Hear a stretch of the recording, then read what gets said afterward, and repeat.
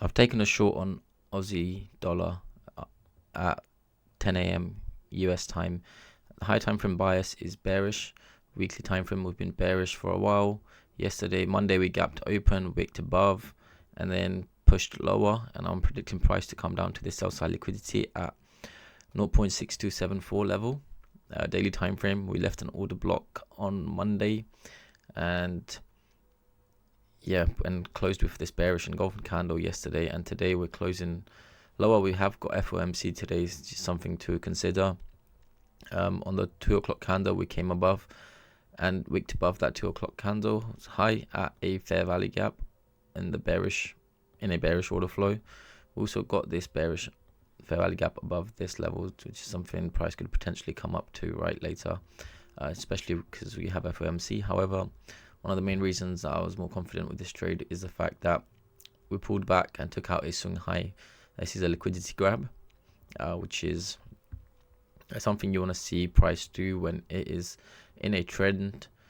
Grab liquidity off the high and took out liquidity off this first candle, and then the second candle. After seeing this candle, I shorted, especially on the lower time frames. So we came up to this high into this 15-minute order block, held multiple times on the 15-minute time frame, and we'll take out New York session high, retested that high one more time, closed above, and printed this pin bar, bullish pin bar.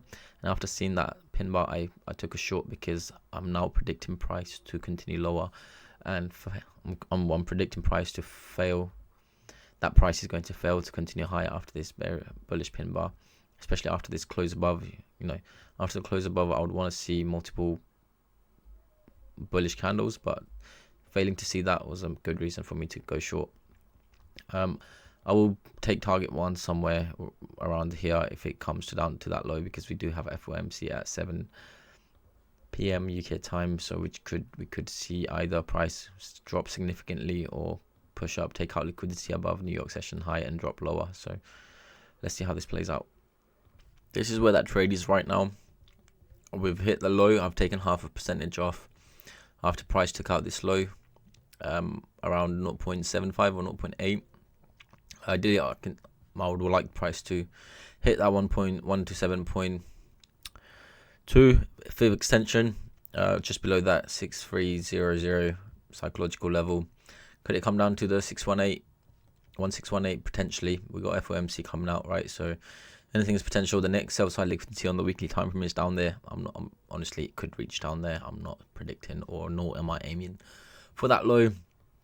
I'm just so dumb sometimes because I don't understand why I took a long on pound dollar this morning. I know the order flow is bearish. I've been saying the order flow is bearish, and I was so adamant on the fact that price is going to come up and take out previous day's high, as in Tuesday's high today, that I took a long straight after price printed the CPI candle on the 15-minute, so not even 15-minute, on the 5-minute.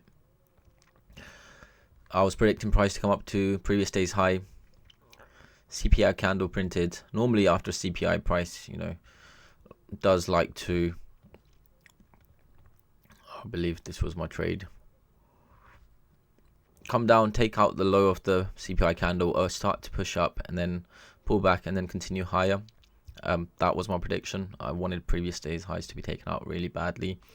That it didn't happen in the end, really. I should have waited for price to come out down and take out this low first, and then after we took out that low, price pushed up and didn't even take out the high. So bearish order flow. We might take that high out later during FOMC, which I do predict it potentially could take out that high, tap into that fair value gap on the 240, and then drop lower. But it's just frustrating that I was taking a trade in the opposite direction, regardless of whether I predict price to go up to previous day's high or not. It's not something I should be doing, and I know that. I just woke up and decided to do it. God knows why.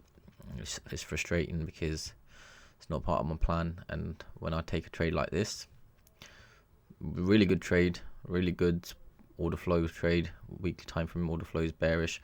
I don't expect price to take out Monday's or Tuesday's high on this. We gapped open, we've wicked above the gap, we're starting to displace lower, clear displacement on the 240 time frame, leaving fair value gaps. Order block formed took out liquidity off that order block, took out liquidity off a swing high on the 60-minute time frame into the swing high, tapped this order block, another liquidity grab during New York session. So really good trade.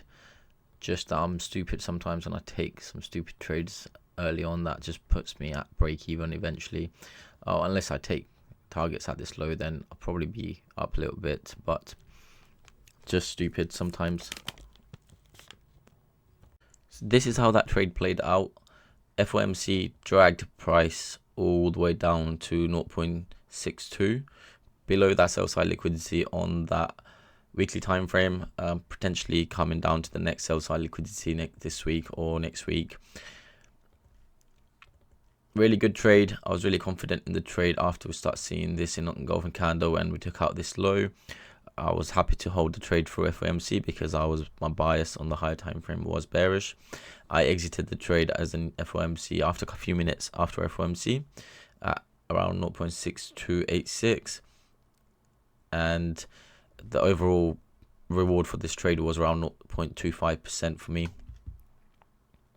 Could have pulled more, could have allowed the trade to run into that next sell side liquidity, or at least waited for the hourly candle to close on the FOMC evening and exited the trade after an hour. But seeing price in profit, for me, I was enough to exit that trade. Again, good analysis, high time frame analysis, good entry, and could have potentially made more. Main reason, again, high time frame bias, order flow bearish. Monday printed an order block. Tuesday was a bearish engulfing candle. Because of that, I was not expecting price to come back up to Tuesday's high. 4 hour time frame, we start to displace lower, leaving fair value gaps along the way. Price pulled back into a fair value gap with an order block. We took out that order block's high, which also on the 15-minute is clearer, is also a swing on the 15-minute during New York session after we accumulated slightly and put in this 2 bullish engulfing candles. And then we see the immediate drop after, and price does not even retrace back into the 618 retracement. If you're waiting for a 618 retracement, you're not getting into that trade. That's why I prefer entering the trades at certain areas where I believe price can potentially find the reversal in a trend, and I give myself enough breathing room, like this fair value gap up there, and take the trade, and have it in mind that if I do get stopped out and if price pushes into the next fair value gap, I'll enter there and give myself enough breathing room again. And also obviously the fact that on 60-minute we had this swing high just below that 240 fair value gap.